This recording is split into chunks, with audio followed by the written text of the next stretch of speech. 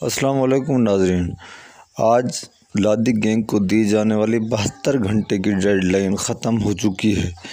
اب مزید قانون نافذ کرنے والے ادارے ایکشن میں آ رہے ہیں۔ RPO صاحب نے خدا بھائی لادی کو 72 گھنٹے کی ڈیڈ لائن دی تھی۔ اگر وہ یا اس کا ساتھی کوئی پکڑے جاتے تو ان کے لیے مزید قانون کچھ نہ کچھ راستہ اختیار کرتا اور نرم گوشہ رکھتا، لیکن اب قانون نافذ کرنے والے اداروں نے سوچ لیا ہے کہ ہر صورت انہیں بڑا آپریشن کر کے جدید مشینری کے ساتھ انہیں کیفر کردار تک پہنچایا جائے گا اور تمام ساتھیوں سمیت خدا بھائی کو گرفتار کر لیا جائے گا۔ اب جب کہ ان کی ہر روز نئی ویڈیو انٹرنیٹ پر وائرل ہو رہی ہے اور ایسا لگتا ہے کہ انہیں قانون کا کوئی خوف نہیں، اس لیے قانون نافذ کرنے والے اداروں نے مزید سپاہیوں کو آپریشن میں شامل کرنے کا عندیہ بھی دیا ہے اور چاروں طرف سے گھیرنے کی ٹھان لی ہے۔ اب جبکہ 2 دن پہلے اس کے ایک ساتھی نے علاقہ مجسٹریٹ کی عدالت میں پیش ہو کر اپنی گرفتاری دے دی، اس کے بعد قانون نافذ کرنے والے اداروں پنجاب پولیس اور بارڈر ملٹری پولیس کے ہاتھ میں کچھ نہ آ سکا۔ آپ کو یہ بھی بتاتے چلیں کہ ان کے 7 ٹھکانوں کو بھی تباہ کر دیا گیا ہے۔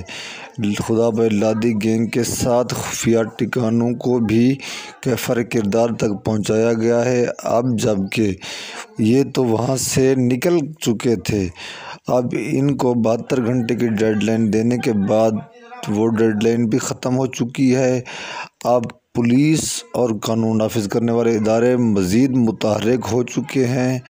ٹرائبل ایریا کے جس علاقے سے بھی جتنا بھی مشکل اٹھانا پڑے، پنجاب پولیس اور بارڈر ملٹری پولیس ساتھ ہی رینجرز کے جدید مشینری کے ساتھ ڈرون ٹینکوں کے ساتھ انشاءاللہ انہیں ضرور پکڑا جائے گا اور ان کو مکمل طور پر اپنے منطقی انجام تک بھی پہنچایا جائے گا۔